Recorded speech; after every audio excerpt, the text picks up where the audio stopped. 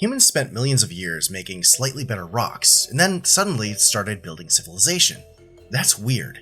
Our ancestors chipped stone. They mastered fire. The Oldowan chopper, the first stone tool, stayed virtually unchanged for 700,000 years. A sharper tool here, a better spear point there, that was the whole story for millions of years. And then, something changed. Homo sapiens emerged, and we outlasted every other human species on the planet. And in what feels like the blink of an eye, we go from crude stone tools to complex language, agriculture, cities, and civilizations. From the megaliths at Göbekli Tepe to the Great Pyramids to landing on the moon, all in just a few thousand years. And when geneticists cracked open our DNA to understand why, they found something strange. Regions of our genome frozen for millions of years had suddenly and dramatically mutated, specifically in humans. The changes are concentrated in the genes that build our brains. Our DNA looks less like it evolved, and more like it may have been edited. But 4,000 years before any geneticist looked at a double helix, someone carved a different answer into a clay tablet. Humanity didn't simply evolve, we were engineered, not by nature, but by beings who came from the sky. Across ancient Sumerian tablets, biblical echoes, and flood legends from cultures around the world, the same pattern emerges. Gods descending from the heavens, creating mankind, ruling over them, and nearly wiping us out. This is the story of the Anunnaki.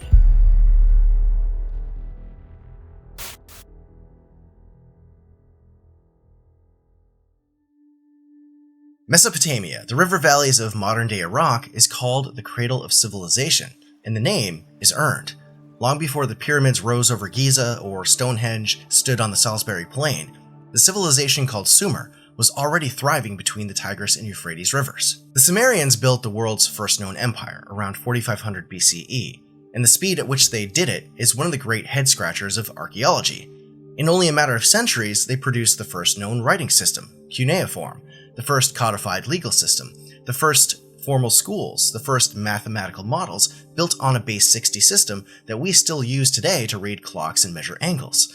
They mapped the stars and divided the sky into the 12 constellations of the zodiac. They invented the wheel, the plow, and large-scale irrigation. They built cities with populations in the tens of thousands, complete with temples, marketplaces, and bureaucracies that kept records from everything to grain harvests to property disputes. And at the center of it all was their gods. Every Sumerian city belonged to a patron god. Their temples, massive stepped pyramids called ziggurats, weren't just places of worship, they were considered the literal homes of gods on Earth. Religion wasn't a part of Sumerian life, it was Sumerian life. The gods at the top of the system were called the Anunnaki. At their head sat Anu, the father god, and below him were his two sons who divided the world, Enlil, the stern lord of air and earth who commanded order and discipline, and Enki, the clever god of wisdom and water, who was said to have a deep affection for humans. These weren't vague cosmic forces. The Sumerians described them as flesh and blood beings with personalities, rivalries, love affairs, and bad tempers. And they left behind an extraordinary origin story for humanity, one that was written in blood.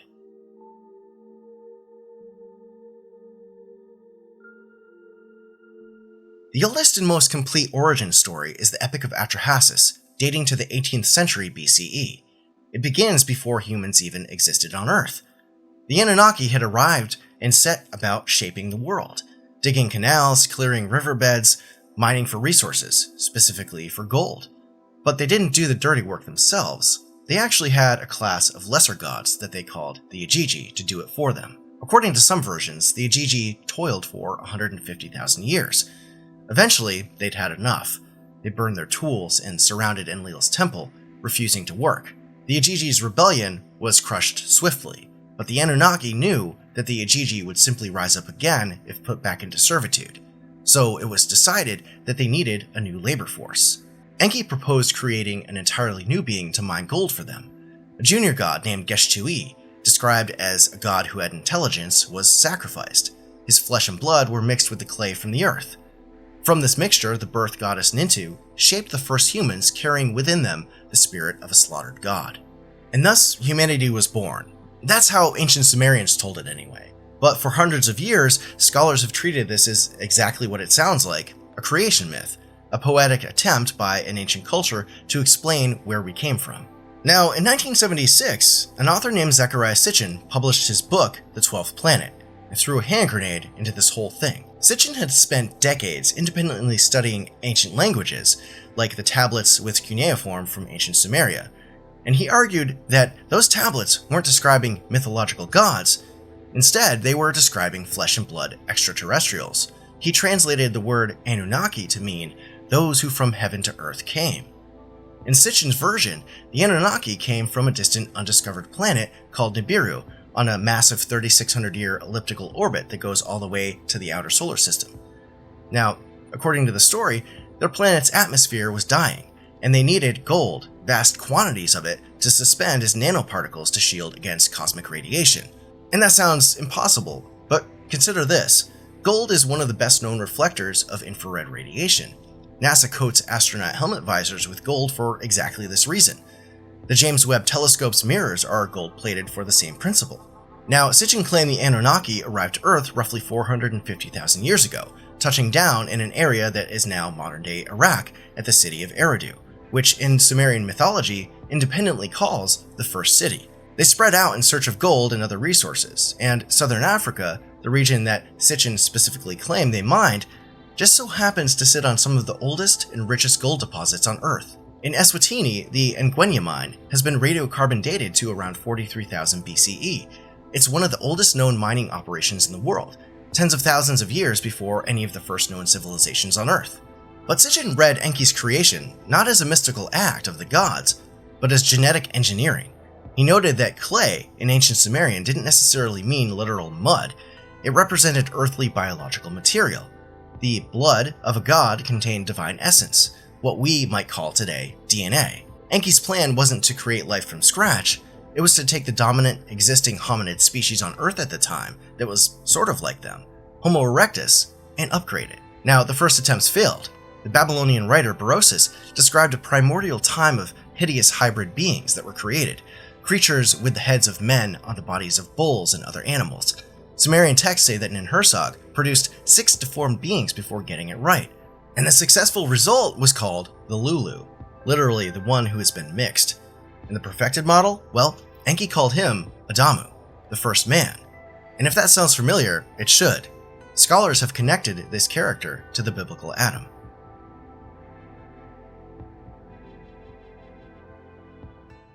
The first humans worked tirelessly for the Anunnaki, mining the gold their creators demanded. And it's worth noting that thousands of years later, across all cultures, humanity is still obsessed with this stuff. But the humans multiplied quickly. They became noisy and chaotic. Enlil grew furious. He wound up sending plagues and droughts and famines to quell the human herd. And each time, Enki secretly helped humanity to survive. Finally, Enlil convinced the Anunnaki Council that he had had enough. He wanted to wipe out humanity once and for all with a catastrophic global flood. Now, Enki wanted to intervene, but he was bound by oath not to warn any human directly, so he spoke instead to a reed wall, knowing that his faithful servant, Utnapishtim, was listening on the other side. He told him to build a boat and load it with his family and the seed of all living things on the planet. The flood finally came, and the storm was so violent that even the gods cowered. And when the waters receded, Enlil was furious that anyone had survived. But Enki argued for mercy. Humanity would endure, but with new limits. According to the text, the earliest humans had lived extraordinarily long lives, hundreds, if not thousands of years, like the biblical Methuselah, who was said to have lived to 969, or Noah at 950 years old. The gods shortened that dramatically, and also limited humanity's ability to reproduce. This same flood story reappears in the Epic of Gilgamesh, the biblical tale of Noah, the Hindu story of Manu, and dozens of flood myths from cultures around the world. But the Atrahasis wasn't the only document that hinted at a deeper history. There's also the Sumerian King List, one of the strangest documents to survive from the ancient world. Inscribed on a clay prism that now lives in Oxford's Ashmolean Museum, it begins saying that when kingship descended from heaven, the kingship was in Eridu. And what follows is a list of 8 kings who ruled before a great flood, with staggering reign lengths. Alulim of Eridu ruled for over 28,000 years, and Menluana of Bad Tabira was 43,200 years. And the total for all 8 pre-flood kings was over 240,000 years. Now, after the flood, the reign lengths began to drop dramatically, eventually reaching the normal human lifespans we see today. And the implication here is provocative. There was a time before the flood when something else ruled the earth, something or someone who lived far longer than we do. For mainstream scholars, these are merely creation myths, stories that ancient people told to make sense of a world they couldn't fully understand. But what if the Sumerians weren't inventing gods, but instead recording actual events? What if these tablets are something more than just mythology? What if there's a kernel of truth in there?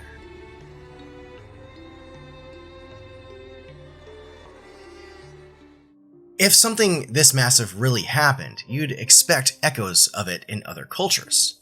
And when you look, it turns out they're everywhere. Genesis chapter 6 describes a strange time before this great flood, when human beings began to increase in number on the earth, and daughters were born to them. The sons of God saw that the daughters of humans were beautiful, and they married any of them they chose. The Nephilim were on the earth in those days, and also afterward, when the sons of God went to the daughters of humans and had children by them. They were the heroes of old, the men of renown.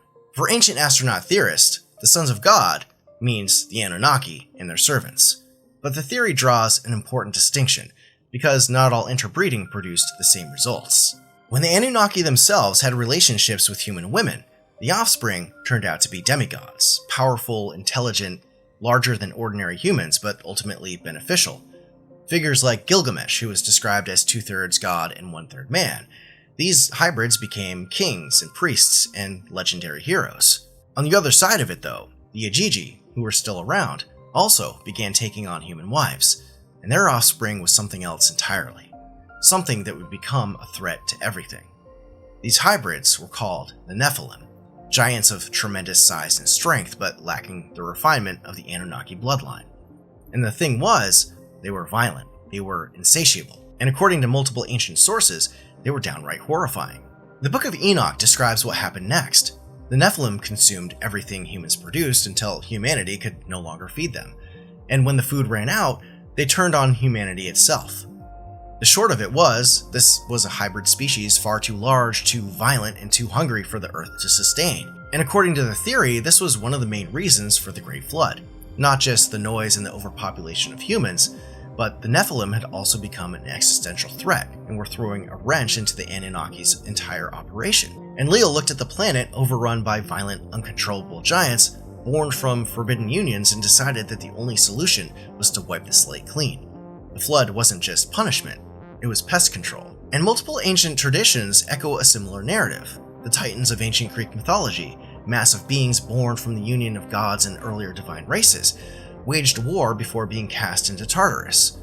Norse mythology describes the Jotnar, frost giants who were the eternal enemies of the gods. And Native American traditions, from the Paiute to the Choctaw, describe an ancient race of giants, often red-haired and cannibalistic, who were eventually destroyed, like in the story of Lovelock Cave, which is a fascinating story. Make sure to leave a comment if you want me to do an episode on that topic. Now, when you look at it all, it sounds like the same story, the same pattern. Giants born from mixing divine and human blood, who grew too powerful and had to be eliminated. And other cultures have myths of global cataclysm as well, like the Hopi people of the American Southwest. According to their legends, the world had gone through 3 previous cycles of destruction and rebirth, first through fire, then through extreme cold, and finally, a flood. In these times, they were saved by beings they called the Ant People. And these beings led them underground while the surface world was destroyed. And here's the linguistic coincidence that drives proponents of this theory wild. In the Hopi language, ant is Anu. Their word for friends is Naki. So the beings who saved them were literally the Anunnaki, the ant friends, 2 cultures on opposite sides of the planet, separated by thousands of miles and thousands of years, using nearly the identical names for beings who helped humanity survive catastrophe. And then there's the Dogon people of Mali in West Africa. The Dogon maintained oral traditions for centuries containing startlingly specific astronomical knowledge. According to French anthropologists who studied them in the 1930s and 40s, The tribe knew that the star Sirius was actually a binary star system. They described an invisible companion star, incredibly dense, orbiting on a 50-year elliptical path. Western astronomers didn't even photograph this companion star, Sirius B, until 1970. When asked how they knew this, the Dogon said the knowledge came from beings they called the Nomos, amphibious creatures who arrived from the Sirius system in a spinning arc. And the Babylonians had a strikingly similar figure, Awanas, a fishman who emerged from the Persian Gulf to teach humanity writing, agriculture, and law, connected to the same Mesopotamian world that gave us the Anunnaki. From a Sumerian council of gods to a Hopi word for ant friends, to West African fish people from the stars, the stories rhyme across oceans and millennia.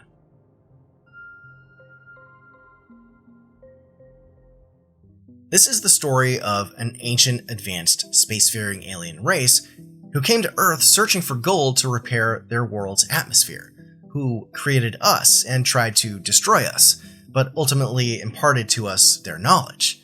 This is one of the most compelling alternative history narratives ever constructed.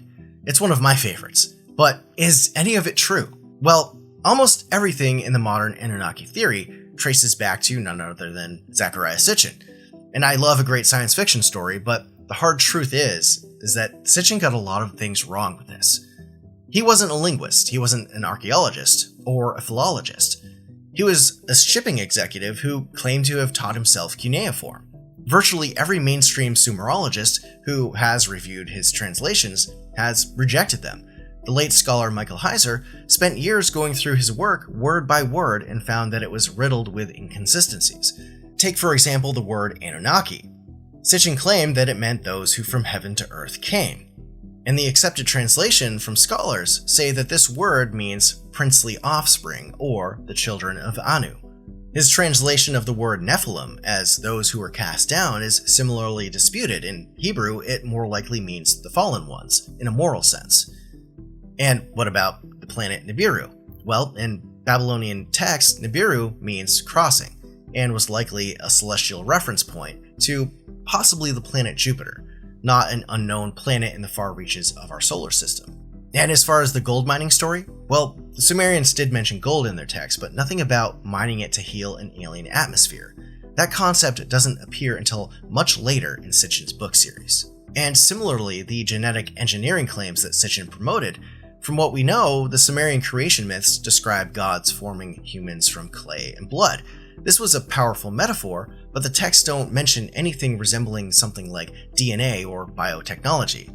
It seems likely what Sitchin did was project 20th century science onto 4,000-year-old poetry. Now, the academic consensus is clear with this one. Sitchin was a brilliant storyteller who built a mythology by creatively mistranslating real ancient texts.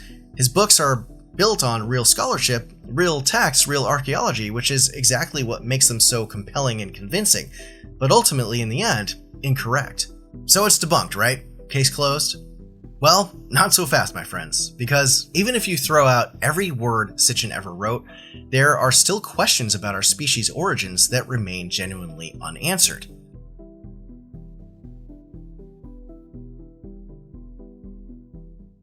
Every great ape on Earth, from chimpanzees to gorillas and orangutans, have 24 pairs of chromosomes.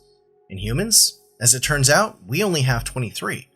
Somewhere in our past, 2 chromosomes fused together to become what we now call human chromosome 2. And this isn't speculation. Geneticists have found the smoking gun. In the remnants of ancient telomeres, the protective caps that belong at the ends of chromosomes are sitting right in the middle of chromosome 2, exactly where 2 separate chromosomes were stitched together end to end. There's even a deactivated second centromere, the structural hub of a chromosome, just sitting there, dormant, like a part that was switched off after a modification was completed. Think about that. Every primate on the planet that we're related to has 24 pairs. We have 23. And when you look at the one that's different, it has the remnants and signatures of a fusion event written right into its structure, like a seam on a garment that was altered. Now, when you consider the Sumerian text saying the gods bound upon the primitive creature the image of the gods, and when you look at chromosome 2, it kind of looks like something was bound together there. And there's another puzzle buried in our genome that nobody saw coming. In 2025, a team of geneticists at the University of Cambridge published a study in Nature Genetics that upended the long-held assumption that modern humans evolved from a single ancestral lineage in Africa. Using a new computational model to analyze the DNA of over 1,000 modern humans, they found evidence that we're actually the product of two ancient populations, Population A and Population B, that split apart roughly 1.5 million years ago and then reconnected around 300,000 years ago. Population A contributed about 80% of our genetic material, while Population B contributed the remaining 20%. And then, Population B effectively vanished.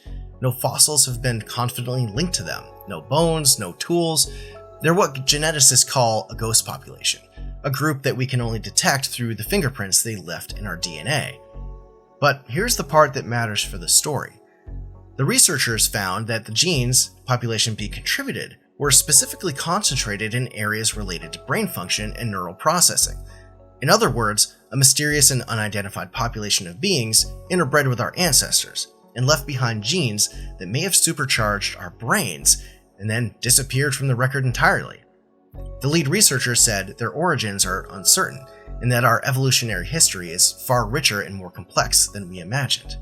If that doesn't sound like someone was tampering with our genetics and our DNA, I don't know what does. And then there's something even stranger, something most people have never heard of, but once you do, you can't unhear it.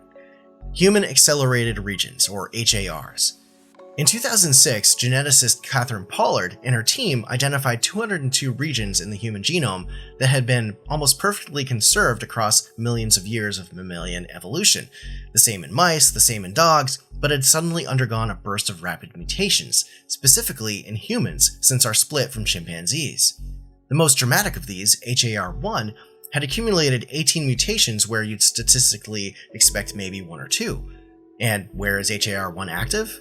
Well, in the developing human brain, specifically in the neurons responsible for building the neocortex, the part that gives us language, abstract thought, complex reasoning, and the ability to build civilizations. The top 5 HARs also showed substitution rates 26 times higher than their equivalents than in chimps. And these changes are fixed across all humans, meaning whatever happened, it happened to us early, and it happened to all of us. Let that land for a second. Regions of our DNA that stayed virtually identical across every mammal on Earth for millions of years, through ice ages, mass extinctions, continental drift, suddenly and dramatically rewrote themselves in one specific species, ours. And the changes are concentrated in the exact genes that make us fundamentally different from every other animal on the planet. The genes that build the hardware for thought, language, and civilization.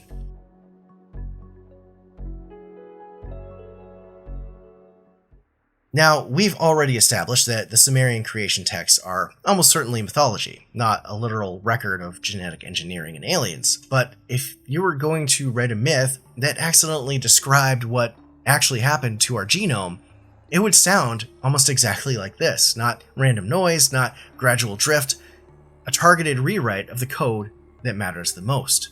And there's more. In 2022, a team at the Max Planck Institute, led by Nobel laureate Svante Pääbo, identified a single gene that may explain why Homo sapiens pulled so far ahead of every other hominid species on the planet. The gene is called TKT-L1. Neanderthals had the same gene, so did the great apes, but the modern human version differs from the Neanderthal version by one amino acid, a single substitution, lysine swapped for arginine. That's it. But that tiny change had an enormous effect. The human version of TKT-L1 triggers the rapid production of a specific type of brainstem cell called the basal radial glia, which generates the majority of neurons in the neocortex. The Neanderthal version didn't do this. And when researchers inserted the human TKT-L1 into mouse embryos, they got a surge of new neurons in the frontal cortex, the exact region responsible for planning and decision-making, and the kind of abstract thinking and reasoning that lets you invent writing and building cities and landing spacecraft on other planets. Now, Neanderthals had brains the same size as ours, but they were stronger than us and were largely the dominant hominids on the planet when we appeared. But around 50,000 years ago, we overtook them, and the difference may have come down to this one gene, this one amino acid substitution that acts like a kind of turbo switch for neuron production. This seems like it could have been a precise targeted change to a single gene producing a dramatic leap in capability. That's not what slow, gradual evolution typically looks like. That's what genetic engineering looks like. And it may be the reason you're listening to this right now instead of chipping rocks inside of a cave. And then there's the physical evidence that refuses to go away. In the 1920s, British archaeologist Leonard Woolley excavated the royal cemetery at Ur and uncovered the tomb of Queen Puabi, a woman of the first dynasty of Ur who died around 2550 BCE. Her tomb was extraordinary. It was untouched by looters and grave robbers for over 4,000 years, and it was filled with gold, lapis lazuli, silver, along with the remains of 52 attendants. Cylinder seals on her body identified her as Anin, a Sumerian title meaning goddess or queen. But it's her skull that raises the real questions. Puabi's remains reveal a head that is unusually large and elongated, consistent with the way Anunnaki and other ancient royalty are depicted in ancient carvings and cylinder seals. Sitchin himself publicly challenged London's Natural History Museum, where her remains are kept, to conduct DNA testing, but to date, no DNA results have been done that we know of from Queen Puabi, and if they have, they've never been publicly released. And she's not alone. The most famous elongated skulls outside of Mesopotamia are the Paracas skulls discovered in 1928 on the southern coast of Peru. Archaeologist Julio Tello uncovered more than 300 of them, some dating back 3,000 years. Now, skull elongation through deliberate head binding is a well-documented practice in many ancient cultures, but the Paracas skulls are different. Their cranial volume is up to 25% larger than ours and 60% heavier than a normal human skull. They only have one parietal plate where humans have two, and the position of the foramen magnum, the hole at the base of your skull, where the spinal cord connects, is shifted towards the rear, unlike any normal human skull. In other words, these aren't just reshaped heads, the bone structure itself is fundamentally different from humans. It's like they're a different species altogether. In 2014, preliminary DNA testing on one of the Paracas skulls produced results that made international headlines. They found that mitochondrial DNA with mutations unknown in any human primate or animal on record. And a second round of testing found haplogroups associated with Eastern Europe, and in the most elongated skull that they tested, a haplogroup called T2b, which originates in Mesopotamia in modern-day Syria, the heart of the Fertile Crescent, the homeland of Sumer. Now, mainstream archaeology insists the elongation here is cultural, not genetic, but skulls with anomalous bone structure and Mesopotamian DNA showing up in Peru thousands of years before any known contact between those civilizations, that's not a question that anyone has fully answered yet. Then in 2015, two Caltech researchers noticed that objects in the Kuiper Belt had orbits aligned in a way that shouldn't happen randomly. It seemed like something massive and unseen was pulling on them. Their math pointed to a planet roughly Neptune size on a long elliptical orbit carrying it deep into the outer solar system before swinging back. They call it Planet 9 or Planet X. Nobody's imaged it yet, but the gravitational fingerprints are hard to argue with. It's likely that something is out there. But is Planet 9 the same thing as Nibiru? Well, no, not in any literal sense, but a guy with no formal training in astronomy described this large undiscovered planet on an extreme elliptical orbit back in 1976, and the scientific establishment mocked him. And now, 50 years later, mainstream astronomers are spending time searching for exactly that.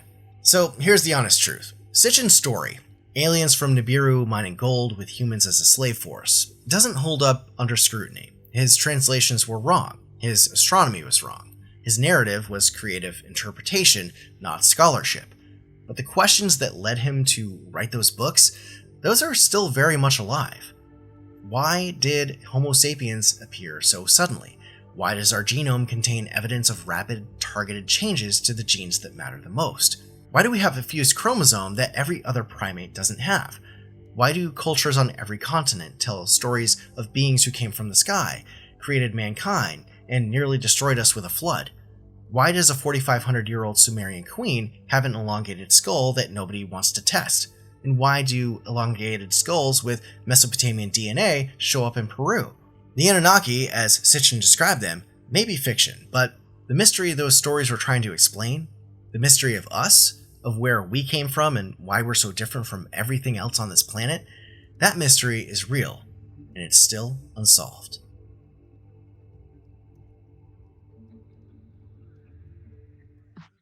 Alright, thanks so much for hanging out with me today. My name's Jeff, and you've been watching Strangeology. This episode topic was actually chosen by you, the viewers, and this one was a big one, so if you've got evidence or angles that we didn't cover, I want to hear about it. Make sure to drop it in the comments. And while you're down there, if you enjoyed this episode, please leave a like, subscribe to my channel, hit the bell icon, and share it with someone who would love it.